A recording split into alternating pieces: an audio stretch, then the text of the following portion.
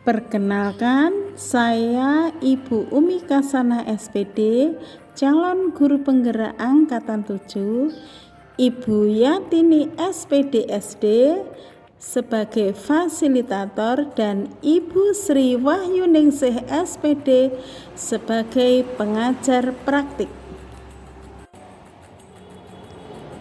Tujuan pembelajaran khusus: calon guru penggerak dapat melakukan suatu analisis atas penerapan proses pengambilan keputusan berdasarkan pengetahuan yang telah dipelajarinya tentang berbagai paradigma, prinsip, pengambilan dan pengujian keputusan di sekolah asal masing-masing dan di sekolah atau di lingkungan lain. Berikut ini adalah wawancara yang pertama dengan Bapak Kepala Sekolah SMP Negeri 1 Karanganom, yaitu Bapak Eka Dwi Budi Utama SPD. Assalamualaikum warahmatullahi wabarakatuh, Pak Eka dan Ibu semuanya. Ini kami Pak dari calon guru penggerak Angkatan 7 Kabupaten Klaten SMP Negeri 1 Karanganom. Saya sendiri Bertin, ada Bu Istri yang ada di sini, ada Bu Umi, Bu Rohmah dan juga Bu Padmi. Hari ini kami akan mengadakan interview Pak berkaitan dengan tugas kami di modul 3, yaitu tentang pemimpin pembelajaran dalam pengembangan sekolah. Pada poin ini kita tertuju pada modul 3.1, yaitu tentang pengambilan keputusan berbasis nilai kebajikan sebagai pemimpin. Dan kami harus mewawancarai Bapak selaku kepala sekolah untuk kami mengajukan beberapa pertanyaan. Tadi kita sudah sharing-sharing ya Pak ya. Kami semua sharing dengan Bapak dan Bapak memunculkan suatu permasalahan yang pernah Bapak hadapi selama menjadi kepala sekolah, yaitu tentang ada murid yang mana jarang masuk sekolah. Setelah di cross check itu ternyata ibunya itu memiliki anak 3 kecil-kecil yang masih kecil-kecil, dan si anak tersebut yang tidak pernah masuk sekolah atau jarang masuk sekolah itu disuruh ngemong, ngeten Pak. Disuruh ngomong karena ibunya berjualan cilok keliling, dan ketika tidak berjualan cilok keliling ya nanti memang yang berkaitan dengan perjalanan ekonomi rumah tangga itu. Terus Bapak tadi juga ngendikan akhirnya Bapak kok bisa mengambil keputusan agar semua berjalan lancar, itu kok mengizinkan ibunya si anak tersebut untuk berjualan di sekolah. Mengatakan terus Bapak itu yang kami tanyakan begini, kenapa Bapak mengambil keputusan yang demikian Pak dengan mengizinkan orang tua berjualan tersebut? Pertimbangannya apa? Itu yang pertama ya, karena ada laporan ke tempat saya sehingga saya harus istilahnya mencari latar belakang permasalahan yang ada, sehingga dari itu harus kita tahu, jangan sampai nanti mengambil keputusan nanti yang banyak merugikan yang lain. Pertama kali kita ajak interview dengan siswanya dulu, kenapa kok tidak masuk segala macam. Kemudian kedua kita tanya kanan kiri keluarga yang juga, tetangga-tetangganya, kadernya. Kemudian didapatkan data-data ya. Yang pertama ini permasalahan anak tidak masuk. Ya. Yang kedua, tidak masuk karena harus mengasuh adiknya. Ketiga, di sini permasalahan ekonomi orang tua. Kalau orang tua tidak jualan, dia tidak bisa istilahnya makan. Sehingga ini adalah suatu dilema yang harus kita hadapi. Kemudian kita dekati dengan cara humanis, jadi rasa kemanusiaan. Ya. Sehingga dari itu kemudian kita harus berpikir untung ruginya. Kalau kita paksa siswa harus masuk, nanti si ngomong itu nanti siapa, si jualan siapa, sehingga cara praktis ekonominya itu nanti kan terhambat. Maka saya mudah berpikir gimana caranya menyelesaikan masalah, yaitu dengan cara memperbolehkan orang tua untuk jualan cilok di sekolah pada waktu istirahat saja, ya. Dengan harapan anak orang tua tadi membawa anaknya, ya. Kemudian siswa tadi tatkala di situ itu nanti bisa mengasuh adiknya. Orang tua bisa berjualan, dia bisa masuk, waktu istirahat bisa mengasuh adiknya, sehingga keseluruhan yang ada tadi bisa teratasi masalahnya, sehingga siswa itu bisa sekolah masuk terus. Yang kedua, adiknya itu bisa juga dimong oleh anak tersebut, orang tua berjualan mendapatkan pendapatan, sehingga ekonomi itu bisa istilahnya tercukupi untuk makanan sehari-hari. Jadi prosesnya seperti itu. Ya, monggo.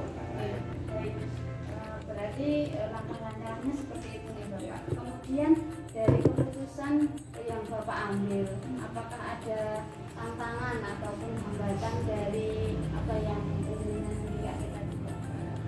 Hambatannya memang banyak di sini ya, terutama karena yang namanya keadilan itu memang tidak bisa. Kenapa? Ada aturan di mana orang luar tidak boleh jualan di sekolah, sehingga disebut tantangan.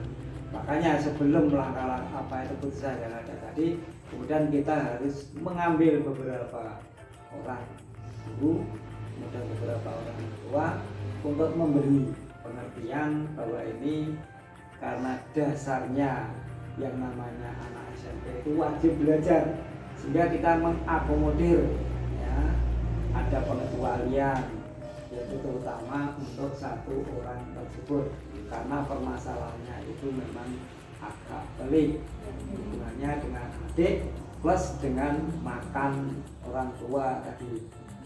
Nah, itu adalah memang tantangannya seperti itu. Tapi dengan adanya kok istilahnya penerangan sosialis terhadap Bapak Ibu guru, kemudian orang tua dan siswa, akhirnya kemudian dia menyadari bahwa itu adalah langkah yang terbaik dalam rangka untuk menyelamatkan kegiatan pembelajaran siswa, kedua mempengaruhi ketika ekonominya, sehingga akhirnya semuanya bisa terselesaikan tanpa menimbulkan masalah. Kenapa? Karena kedua belah pihak atau banyak pihak saling menghargai. Kenapa? Kewajiban kita ini sekolah wajib untuk, ya, menyelesaikan siswa kita ini belajar 9 tahun. Monggo yang lain. Baik, terima kasih Bapak. Tadi tantangannya adalah bahwa orang tua tidak boleh berjualan, tetapi dengan sosialisasi terhadap orang tua tersebut, terhadap guru-guru di sekolah dan semua pihak, jadi terlaksana untuk membantu satu, anak itu bisa sekolah, yang kedua ekonomi keluarga tersebut bisa teratasi, dan kemudian yang ketiga anak tersebut bisa kasarannya mengemong adik-adiknya gitu. Kemudian yang ingin saya tanyakan Bapak, apakah ada dari tuntutan itu tadi ada sebuah jadwal yang akan diselesaikan, oh ini besok seperti ini dari Bapak untuk menyelesaikan kasus tersebut? Mungkin hari ini dengan orang tua tahapan-tahapannya Bapak ingin saya tanyakan. Itu pertama tadi yaitu tadi laporan langsung ditindaklanjuti beberapa ibu guru, karena untuk membeset kemudian kita tetangga-tetangga, sehingga di situ didapatkan kesimpulan, maka kemudian secepatnya kita ambil suatu keputusan, ya, sehingga ini bisa terjadi seperti itu. Ya. Baik Bapak, terima kasih. Tadi kan sudah disampaikan oleh Bapak tentang keputusannya, kemudian tantangannya, dan juga cara penyelesaiannya ya Pak, ya, antara pandangan. Yang ingin saya tanyakan Pak, mungkin ada faktor-faktor yang dapat mempermudah atau membantu Bapak dalam pengambilan keputusan tersebut Pak? Ya, kalau yang mempermudah itu karena ada kerjasama. Jadi intinya segala suatu permasalahan itu bisa dikumpul, bisa dikomunikasi, Sehingga dari situ tatkala semuanya itu menghargai, akhirnya keputusan terbaik, jalan terbaik itu bisa kita ambil sebaik-baiknya di antara yang jelek ya. Monggo ya Kak. Oke, untuk selanjutnya Bapak, dari setelah tadi ada tahapan, ini apa yang dapat Bapak ambil pelajarannya yang dapat dipetik dalam Ya, itu pelajaran yang pertama itu kita harus menghargai orang lain ya, menghargai orang lain. Kemudian yang kedua kita harus berbagi terhadap orang lain, berbagi rasa tadi. Kemudian kita juga wajib untuk membantu orang lain ya. Menghargai di sini itu dalam arti tatkala orang tua tadi itu tidak mampu karena jualan itu hanya pakai sepeda, sehingga kita di sini gimana caranya kita bisa istilahnya peduli untuk masuk ke situ, sehingga paling tidak pendapatan itu dia dapatkan untuk kehidupan sehari-hari plus untuk membantu anak sekolah tersebut. Dan kalau pedulian untuk ke depan di sini nanti paling tidak itu sekolah harus punya kebijaksanaan terutama dalam hal penanganan orang-orang yang tidak mampu, yaitu dengan cara kita harus berani berbagi sedikit berkah rezeki kita terhadap orang lain, paling tidak bisa meringankan orang lain sehingga kita di sini bisa istilahnya hidup rukun tentram di antara siswa-siswa maupun masyarakat. Sehingga kepedulian itulah nanti harus kita kembangkan sehingga kita di sini itu nanti kalau sudah terbiasa menjadi empati, bukan simpati ya. Simpati itu hanya tatkala kita itu melihat, mendengar ya. Kemudian tapi kalau empati itu sudah dalam diri kita. Kalau kita punya pendapatan berkah sedikit ya kita harus sedekah sedikit.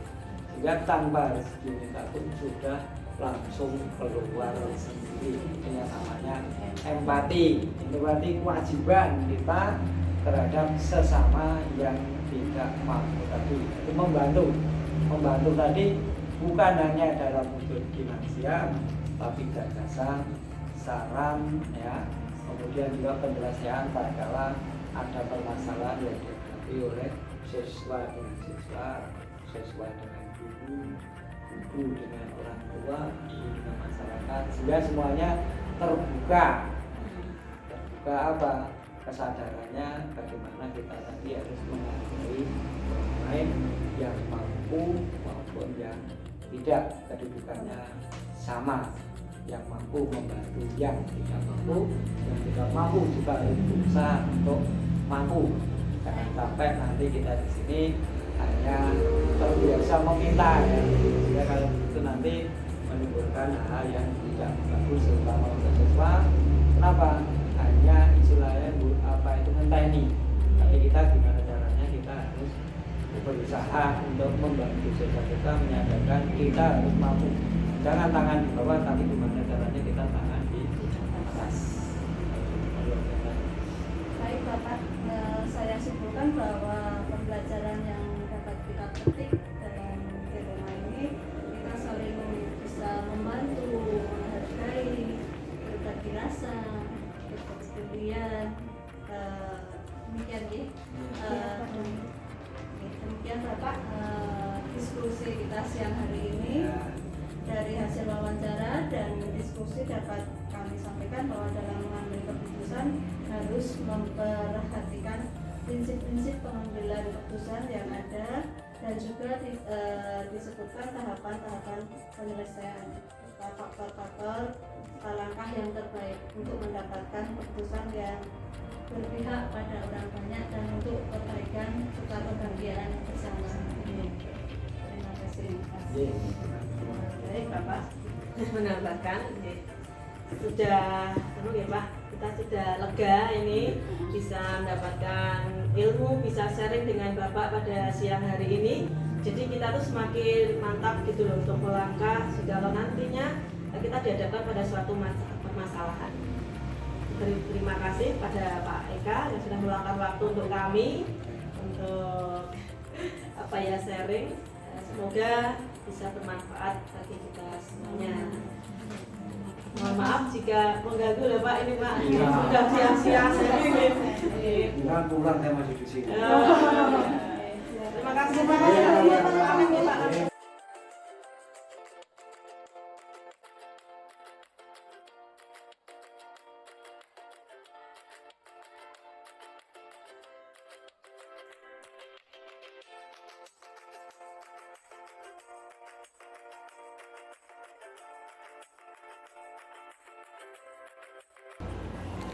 Wawancara yang kedua dengan Ibu Triwinarni SPD. Beliau sebagai Kepala Sekolah SDN 1 Beku, Kecamatan Karanganom, Kabupaten Klaten. Assalamualaikum warahmatullahi wabarakatuh. Waalaikumsalam warahmatullahi wabarakatuh. Maaf, mungkin pagi ini mengganggu. Bisa minta waktunya sebentar. Oh, monggo silakan Ibu. Langsung aja Ibu. Oh, iya. Ini ada beberapa pertanyaan yang ingin saya ajukan berkaitan dengan pengambilan keputusan bernilai berbasis nilai kebajikan sebagai pemimpin. Yang ingin saya tanyakan yang pertama, bagaimana Ibu dapat mengklarifikasi atau mengidentifikasi kasus-kasus yang merupakan dilema etika maupun ataupun ujian moral? Oh iya, ini dulu. Untuk mengidentifikasi kasus-kasus yang merupakan dilema etika atau ujian moral, kita mengambil dari beberapa sudut pandang. Di antaranya ada sudut pandang moral dan hukum. Nah, apabila kasus tersebut melanggar hukum, maka sudah tentu benar melawan salah. Namun, jika masih dikatakan benar melawan benar, maka masalah tersebut masuk dilema etika. Begitu Ibu. Terima kasih Ibu. Jadi tergantung kasusnya di Ibu. Iya, betul sekali. Terima kasih. Kemudian akan saya lanjutkan pertanyaan kedua Ibu. Selama ini bagaimana Ibu menjalankan pengambilan keputusan di sekolah, terutama untuk kasus-kasus di mana ada kepentingan yang sama-sama benar atau sama-sama mengandung nilai kebajikan? Misalnya ada kasus yang sama-sama benar, kita pasti sulit ya untuk menentukan solusinya. Nah, maka ini kita betul-betul harus menimbang secara matang. Nah, mana keputusan yang paling benar supaya semua bisa sama-sama utuh dan tidak ada pihak-pihak lain yang baik sekelompok maupun individu yang dirugikan. Baik Ibu, terima kasih. Jadi Ibu akan melakukan identifikasi dulu ya dari berbagai sudut pandang, apakah itu nanti ada kelompok atau individu yang akan dirugikan. Baik Ibu, saya lanjutkan pertanyaan yang ketiga. Langkah-langkah atau prosedur apa yang Ibu lakukan selama ini di sekolah? Ya, untuk beberapa kasus memang kita harus melakukan langkah-langkah tertentu ya. Nah, ini langkah yang pertama otomatis mencari akar masalahnya. Dari akar masalahnya. Nah, setelah kita mendapatkan akar masalahnya, maka kita menentukan siapa saja yang terlibat di antara pada kasus tersebut. Nah, setelah diketahui kasus-kasusnya, kemudian kita cari informasi dari teman-teman terdekat yang mendapatkan kasus tersebut, baru nanti kita diskusikan dengan di sekolah. Demikian. Nah, setelah kita diskusikan, kita akan mengambil solusi keputusan yang terbaik dari berbagai sudut pandang yang kita. Baik Ibu, jadi dapat saya simpulkan bahwa langkah-langkah yang akan Ibu ambil menyebutkan dulu ya Ibu penyebab permasalahannya, lalu menentukan siapa yang terlibat dan pada orang-orang yang terdekat, kemudian dengan warga sekolah. Kemudian yang ingin saya tanyakan lagi Ibu, hal-hal apa saja yang selama ini Ibu anggap efektif dalam pengambilan keputusan pada kasus-kasus dilema etika itu? Begitu ya. Untuk yang kita rasa efektif dalam pengambilan keputusan, ini kita menentukan solusinya. Nah, menyesuaikan dengan peraturan dan norma yang sesuai dengan peraturan, tapi juga norma-norma, terutama norma masyarakat yang berlaku dan mengedepankan kepentingan umum, yaitu mencari solusi tersebut yang bermanfaat bagi banyak. Ya. Baik Ibu, terima kasih. menyesuaikan peraturan dan norma gitu yang berlaku yang mengedepankan kepentingan umum baik itu yang terjadi di masyarakat. Berikutnya adalah pertanyaan yang kelima. Hal apa saja yang selama ini yang merupakan tantangan dalam pengambilan keputusan pada kasus dilema etika itu? Ini sulit ya ini. Iya. Ya, ini untuk ini kan kita harus supaya solusi yang kita temukan itu menguntungkan kedua belah pihak, tidak merugikan salah satu pihak manapun. Nah, itu tantangan yang terberat. Jadi karena sering mengalami masalah tersebut.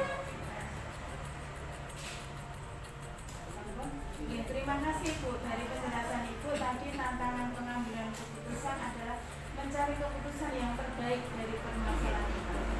Berikutnya pertanyaan dulu, apakah Ibu memiliki sebuah jadwal atau tata cara tertentu dalam sebuah penyelesaian kasus dilema etika? Apakah itu langsung menyelesaikan di tempat atau memiliki jadwal untuk menyelesaikan bentuk proses damai? Begini Bu, kalau masalah tersebut ini tergantung dari permasalahannya. Misalnya permasalahan yang ringan bisa kita langsung mencari keputusan langsung saat itu juga.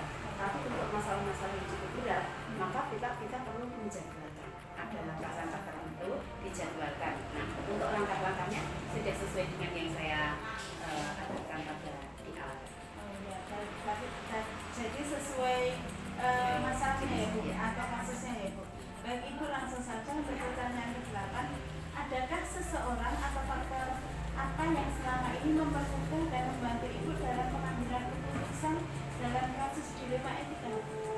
Dalam kasus dilema etika ini kita memang butuh ya personal yang untuk membantu kita. Di antaranya ada wali murid, kemudian ada kedekatan personal dengan orang-orang yang mengalami permasalahan tersebut. Jadi harus banyak yang membantu dalam menyelesaikan masalah untuk mencari alternatif solusi dari permasalahan tersebut. Baik Ibu, terima kasih. Berikutnya adalah pertanyaan yang ke-8 adalah dari semua hal ini tadi yang telah Ibu sampaikan, tadi pembelajaran apa yang dapat Ibu petik dari pengalaman Ibu menjadi dalam mengambil keputusan dilema etika itu? Terima kasih ya untuk setelah ada ini, maka kita bisa mengambil keputusan bahwa untuk mendapatkan solusi sebuah kasus ini kita harus lebih bijaksana dalam menganalisis sebuah permasalahan supaya tidak ada pihak-pihak yang dirugikan. Ya, Terima kasih sekali Ibu atas waktunya untuk wawancara hari ini dalam pengambilan keputusan berbasis nilai kebajikan sebagai seorang pemimpin. Semoga Ibu kedepannya sukses. Amin ya. Terima kasih. Assalamualaikum warahmatullahi wabarakatuh. Waalaikumsalam warahmatullahi wabarakatuh. Monggo Bu.